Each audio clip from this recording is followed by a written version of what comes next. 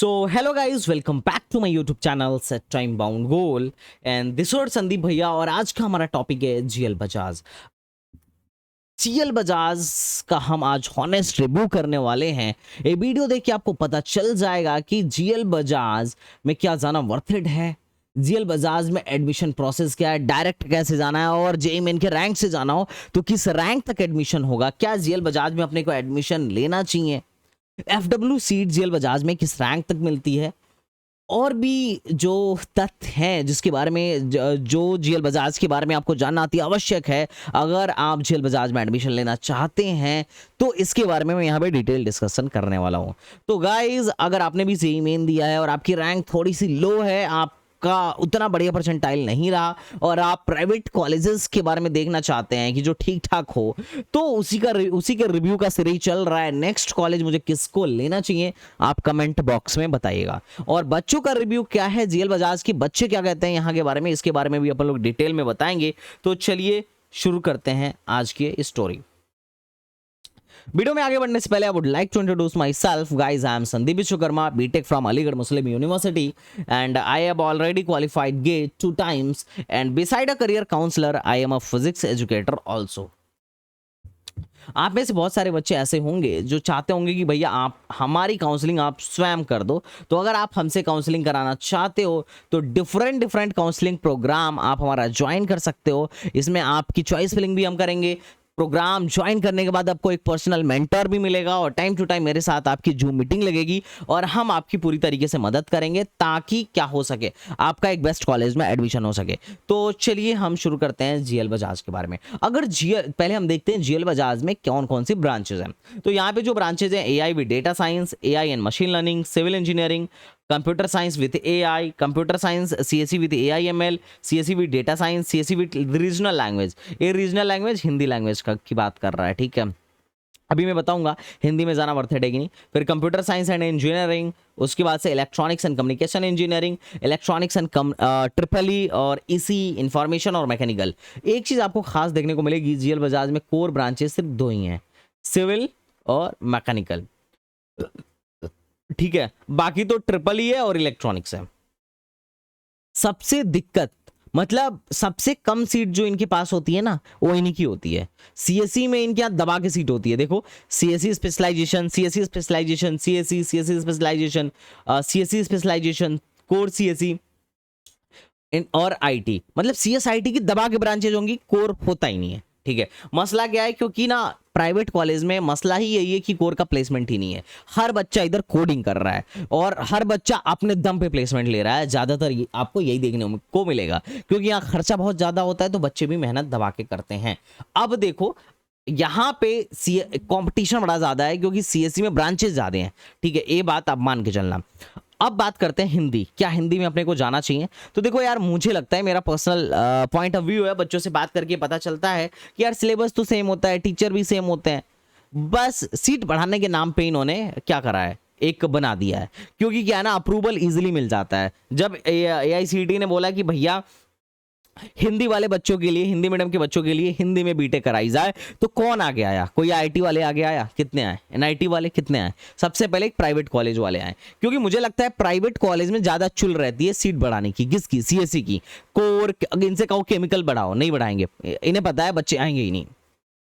पर इनके यहाँ सीएससी वगैरह के प्लेसमेंट होते हैं तो मुझे लगता है प्राइवेट कॉलेज वाले सीएससी वैसी बढ़ाते हैं। अब इन्हें मौका चाहिए और ये रीजनल लैंग्वेज वाला मौका मिल गया क्योंकि इन्हें अप्रूवल बहुत इजीली मिल गया और सीटें इनकी बढ़ गई। तो मेन मामला यही है। बाकी तो जो भी हो, ठीक है। बच्चे तो कहते हैं कि इंग्लिश में ही होता है, अब कौन सा कोड आप हिंदी में लिखोगे चचा, है ना? ऐसा तो है नहीं। तो ये कुछ ब्रांचेज है यहाँ पे जीएल बजाज के। आगे हम बढ़ते हैं। सबसे इंपॉर्टेंट जो फैक्टर है फीस स्ट्रक्चर, क्योंकि कोई भी कॉलेज हमारे कैपेबिलिटी हमारे लिए क्या कहते हैं, कंफर्टेबल है या नहीं है, इसके बारे में हमें पता चलता है फीस स्ट्रक्चर से। अगर हम इसका फी पे कर सकते हैं तो ठीक है, नहीं कर सकते हैं तो भैया ये हमारे एफर्ट जोन के बाहर है। तो इसकी फीस अच्छी खासी है, 1,51,000 और प्लस एग्जामिनेशन फीस जो 7-8 हज़ार एकेटीयू को देना पड़ता है, तो 1.5 लाख से ज़्यादा इसकी फीस है। और सेकेंड ईयर से 1,41,000 लगता है। हॉस्टल फीस आपको 95,000 पर एनम मिल जाएगा। हॉस्टल फीस भी महंगा है। तो कुल मिला जुला के अगर आपको जाने का मन है जीएल बजाज में, तो आप अपना 2.5 लाख तो मान के ही चलो कि 2.5 लाख पर एनम लगना ही लगना है, ठीक है। और कम से कम ओवरऑल खर्च की बात किया जाए तो 3 लाख आपका बच्चा खर्च करेगा ही करेगा, इतना तो होना ही होना है। तो मान के चलो 10-12 लाख आप 4 साल में लगाने ही वाले हो, इस बात में कोई दो राय नहीं है, ठीक है। अब बात करते हैं कि किस रैंक तक यहाँ पे एडमिशन हो जाएगा। तो देखो जीएल बजाज में एडमिशन लेने के 2 मोड है। एक तो डायरेक्ट मोड है, क्योंकि आपको पता होना चाहिए कि ये प्राइवेट कॉलेज है और प्राइवेट कॉलेज में 15% सीट मैनेजमेंट कोटा से फिल की जाती है और बाकी 85% सीट जो होगा वो AKTU या UPTU यूपी टैक के काउंसलिंग से फिल की जाएगी।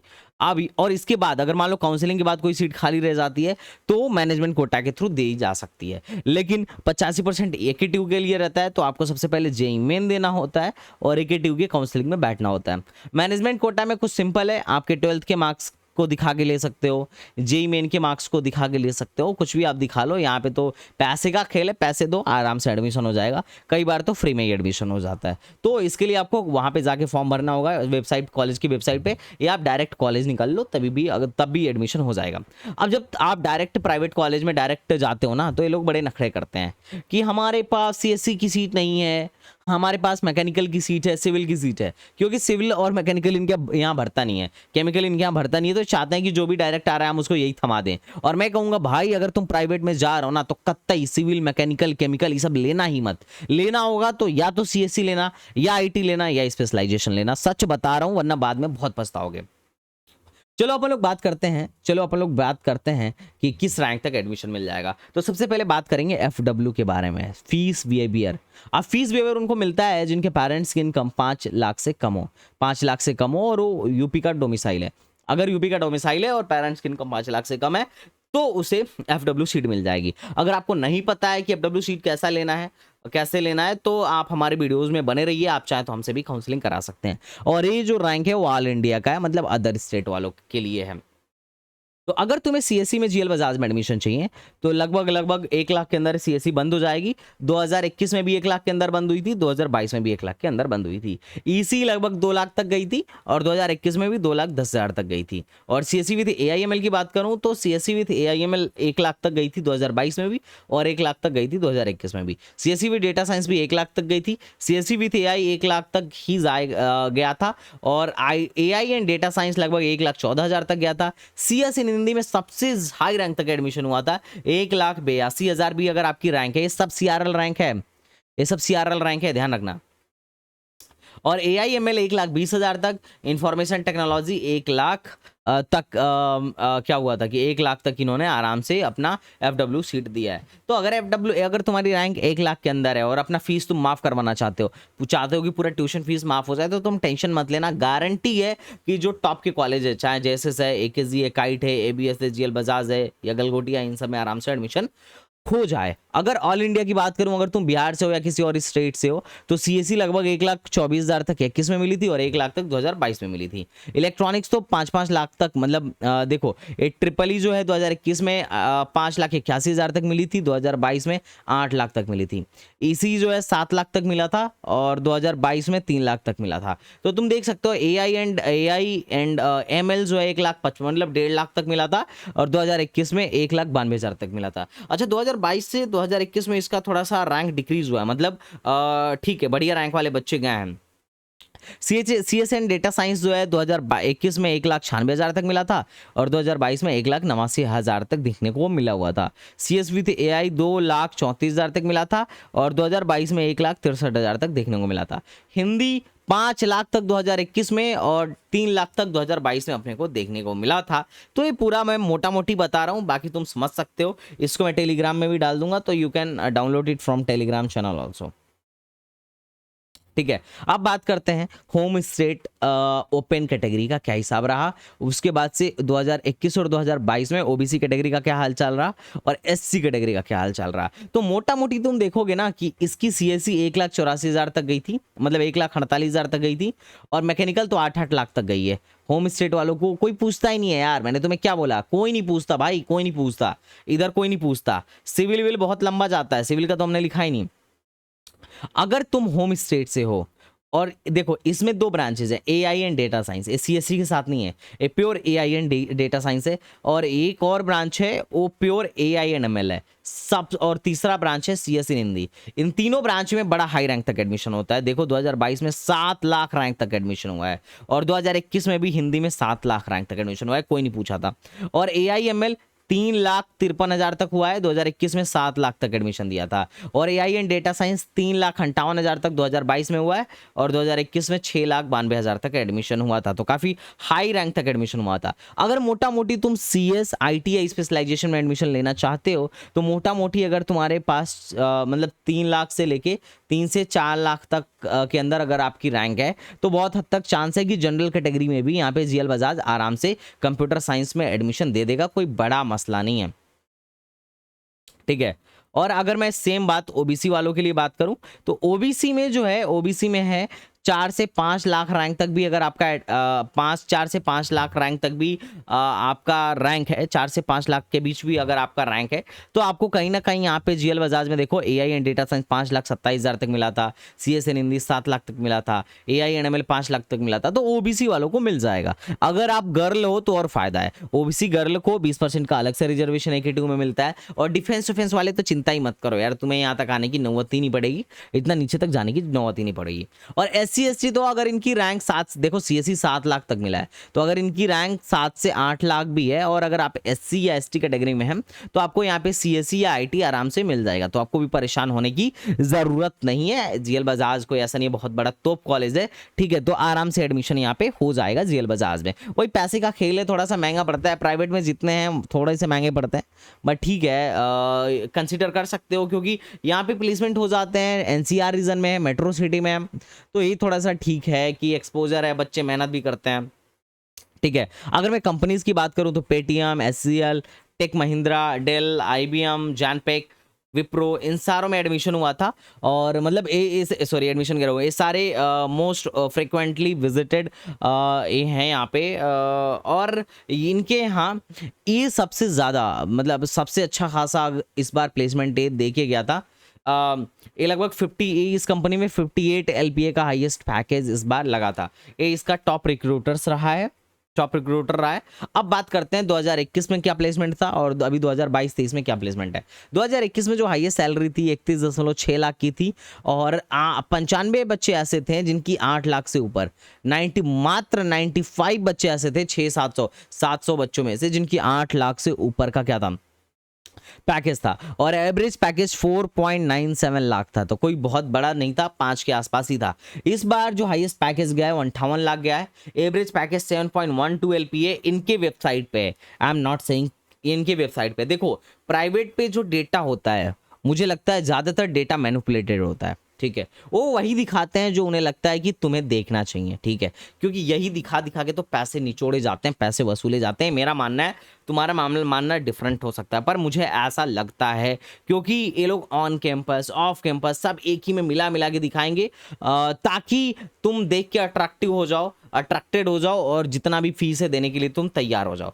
अगर तुम्हें किसी भी कॉलेज की रियलिटी जाननी है, प्राइवेट कॉलेज की, क्योंकि देखो मैं नहीं कह रहा गलत डेटा दिखाते हैं, गलत भी नहीं दिखाते हैं और 100% सही भी नहीं होता है, मतलब मैनिपुलेटेड होता है, गोल मोल करके होता है ऐसे समझ लो, ठीक है। अगर तुम्हें जानना हो कि सच में क्या प्लेसमेंट है, इस कॉलेज के बारे में क्या चल रहा है, तो वहां के 3rd year and 4th year वहां के बच्चों से तुम बात करो, दे विल टेल कि क्या है। और सिंसियर बच्चे से बात करना, आंडू पांडू से बात मत करने लगना, है ना, थोड़ा सेंसियर बच्चे से बात करना, वो बताएगा कि यहाँ ये लोग कितना इंटर्नशिप प्रोवाइड कराते हैं, इनके यहाँ कौन कौन सी कंपनी ऑफ कैंपस थी, कौन कौन सी कंपनी ऑन कैंपस थी, यहाँ की फैकल्टी क्या है।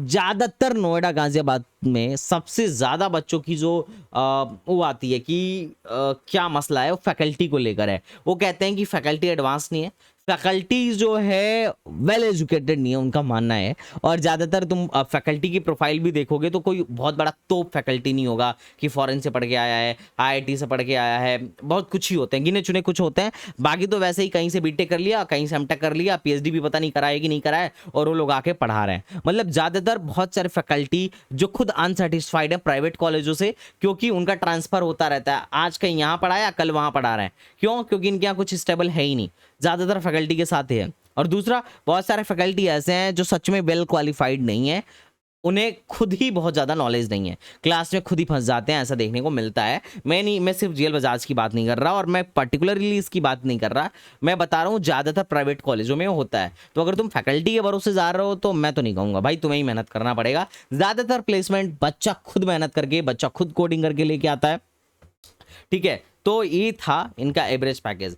अब ये लास्ट ईयर का ट्रेंड देखा जाए तो 2020 में हाईएस्ट 30 लाख का था, और 2021 में 31 लाख का, 2022 में 47 लाख का, और 2023 में 58 लाख का। तो काफ़ी ठीक ग्रोथ दिख रहा है आपको, ठीक है। अब यहाँ पे बात करेंगे इसके ओरिजिनल डेटा पे। अच्छा, इसमें कुछ बच्चों की जो कॉमन प्रॉब्लम थी वो ये थी कि ज़्यादातर बच्चों से जब मैं बात किया जेल बजाज की, तो उनका कहना था कि भैया क्लासरूम में एसी नहीं है, इतना महंगा फीस लेने के बाद भी नहीं है। तो मुझे अपने कॉलेज की याद आ गया कि भाई साहब हम तो 8,000 फीस देते हैं, फिर भी हमारे क्लासरूम में एसी लगा हुआ है मस्त, ठीक है। इनका सिलेबस भी आउटडेटेड, बच्चों का कहना है कि आउटडेटेड सिलेबस है, that is not much updated. तो ये तो खैर चलो कॉलेज की बात है, इसमें कुछ नहीं कह सकते हैं। फैकल्टी को लेकर ज़्यादातर बच्चों का था कि सर फैकल्टी बहुत ज़्यादा एडवांस नहीं है। अब इसके बारे में तो आप फैकल्टी पेज को पढ़ के देखना कि फैकल्टी पेज में क्या है। उन्होंने मतलब जो वहाँ के प्रोफेसर हैं, एसोसिएट और असिस्टेंट प्रोफेसर हैं, उन्होंने अपने लाइफ में क्या करा है, कितने रिसर्च पेपर करे हैं, कहाँ से उन्होंने पढ़ा है, उनके पेपर अभी कितने पब्लिश्ड हुए हैं, कितनी, अगर कोई बुक लिखा है तो कौन सा बुक लिखा है। तो इसके बारे में यू हैव टू विजिट इनके फैकल्टी पेज पे जाओ और देखो क्या है क्या नहीं है। लेकिन लोगों का कहना है कि यहाँ पे फैकल्टी मतलब ऐसा है, ठीक है, बच्चों का कहना है, ठीक है। और सबसे गंदी बात जो हर एक प्राइवेट कॉलेज में लगता है, एक्स्ट्रा बर्डन। भाई साहब 9 बजे बुलाते हैं, 5 बजे छोड़ते हैं। आई डोंट नो ये लोग क्या कराते हैं, आई डोंट नो लिटरली। क्योंकि बच्चों का ज़्यादातर प्लेसमेंट खुद के मेहनत से होता है, ये मैं मानूंगा। बच्चा खुद ही कोडिंग कर रहा है, कोडिंग में लगा हुआ है, ठीक है, तब कहीं जाके उसका प्लेसमेंट हो रहा है। ऐसा लगता है जैसे प्राइवेट कॉलेज वाले मतलब बोर्डिंग स्कूल बना के रख देते हैं, पकड़ के रखे हैं, पकड़ के बच्चों को बस सुबह बुला लिया और शाम तक घेर के रखे हुए हैं, शाम को छोड़ रहे हैं। पर ठीक है, अपने अपने हर एक कॉलेज का अपना करिकुलम है, अच्छा है अगर सही पढ़ाई हो रही है तो। बट बच्चे तो नहीं कहते हैं कि, बच्चों से पूछने पर एज सच सेटिस्फैक्टरी आंसर नहीं मिलता है कि उनके कॉलेज में बहुत अच्छी पढ़ाई हो रही है, ठीक है। ज़्यादातर बच्चे खुद से ही कर रहे हैं कोडिंग वेडिंग, ठीक है। अब इनका मंडे टू सैटरडे क्लास चलता है, जो कि 5 दिन ही चलना चाहिए। ये भी थोड़ा सा बर्डन मुझे लगता है। हॉस्टल में क्या है, बॉयज़ का तो कैंपस में है, गर्ल्स का हॉस्टल टाई अप पर है। तो ये तुम जाके देख लेना कि क्या मामला है जब भी एडमिशन के लिए तुम जाना। तो अब बात कर रहे हैं यार, देखो तुम में से सच बता रहा हूँ, अगर किसी को भी काउंसलिंग करानी हो तो तुम हमारा काउंसलिंग प्रोग्राम ज्वाइन कर लेना। हर साल बच्चों की सीट कैंसिल होती है, या फिर बच्चा उस कॉलेज में नहीं पहुंच पाता है इसे जहाँ पे जाना चाहिए अपने रैंक के अकॉर्डिंग। रीज़न एक सिंपल सा है कि उसे प्रॉपर नॉलेज नहीं है। तो अगर प्रॉपर नॉलेज नहीं हो तो किसी से हेल्प लेने में कोई बुराई नहीं है। तो ये इनकी प्लेसमेंट समरी है। ये 58 लाख का इनका अनकन चंदा भैया का 58 लाख का पैकेज था इनका। ये दीदी का 44 था, इन भाई साहब का भी 44 अमेजॉन में था। ज़्यादातर जो मुझे पता चला है कि ये जो 44 का है अमेजॉन में, दैट वाज ऑफ कैंपस, ठीक है। अंशु तिवारी 44, इन 4 बच्चों का अमेजॉन में हुआ है इस साल। तो ठीक ठाक प्लेसमेंट आपको देखने को मिल जा रहा है कि एक थ्रेशोल्ड से तो सही ही है, ठीक है। बट ध्यान रखना है जो तुम हाईएस्ट देख रहे हो ये सबकी नहीं लगती है, बड़ा कम ही की लगती है, ठीक है। मोस्टली लोग ऐसे होते हैं कि 4 से लेके 8 के बीच में लटके होते हैं ज़्यादातर लोग, ठीक है। अब बात करते हैं ना यार डेटा का, क्योंकि प्राइवेट वाले चाहे जितना भी चीख चिल्ला के कह लें कि हमारे यहाँ 7 लाख का एवरेज पैकेज है, 8 लाख का एवरेज पैकेज है, NIRF सारा कुछ खोल खोल के बता देता है। इनका भी मीडियन पैकेज तुम देख सकते हो यहाँ पे, इनका भी मीडियन पैकेज 5 लाख ही है, कोई बहुत ज़्यादा नहीं है, जो कि अदर नोएडा गाजियाबाद वालों में है। 5 लाख का ही मीडियन पैकेज है और 87% का प्लेसमेंट है। 907 बच्चे इस बैच में थे, जिसमें से 792 बच्चे प्लेस्ड हुए थे। तो 87% बच्चे प्लेस्ड हुए हैं। इससे पहले में मात्र 4.5 लाख का ही क्या था, मीडियन सैलरी था। तो कोई बहुत बड़ा भी नहीं था, पर ठीक है कि एवरेज था, ठीक है। तुम देख सकते हो। अब बात करते हैं स्कॉलरशिप की। तो देखो स्कॉलरशिप में अगर तुम डायरेक्ट एडमिशन लेते हो तो नो स्कॉलरशिप, और अगर तुम AKTU के काउंसलिंग के थ्रू एडमिशन लेते हो तो स्कॉलरशिप के लिए अप्लाई कर सकते हो। 55 से 60 हज़ार स्कॉलरशिप मिलती है, लेकिन प्राइवेट में पर ईयर मिलती है। और एससी वालों को 1 से लेके 1,10,000 तक 1,10,000 तक स्कॉलरशिप मिलती है। एक गवर्नमेंट देती है, जीएल बजाज वाले नहीं देते हैं, तो परेशान मत हो। लेकिन ना प्राइवेट में जनरली स्कॉलरशिप कम ही आता है बच्चों का, ठीक है। अब इसके बहुत सारे फैक्टर हैं, कभी स्कॉलरशिप की बात करूंगा तो इस पर मैं डिटेल में बात कर लूंगा। बट आई होप तुम्हें जीएल बजाज के बारे में सब कुछ देखने को मिल गया होगा। देखो ज़्यादातर प्राइवेट कॉलेज आज के प्राइवेट कॉलेज बोर्डिंग स्कूल है अब मैं इससे ज़्यादा नहीं कहूँगा, पर ठीक है। मैंने क्लियर जो बातें मुझे पता थी, जो मुझे लगा कि तुम्हारे बारे में, तुम्हें भी इसके बारे में पता होने चाहिए, मैंने क्लियर रखने की कोशिश करी। बाकी तुम्हारी मर्जी है, अगर तुम्हें इंटरेस्ट है तो you can go. NCR region में है तो डेफिनेटली इसका फ़ायदा तुम्हें मिलने वाला है, ठीक है। और वहाँ पे कोडिंग का माहौल भी अच्छा है, नो डाउट। तो चलो अब नेक्स्ट वीडियो किसका करना है तो मुझे बता देना। तो चलो मिलते हैं नेक्स्ट वीडियो में, तब तक के लिए बाय बाय, टाटा एंड जय हिंद।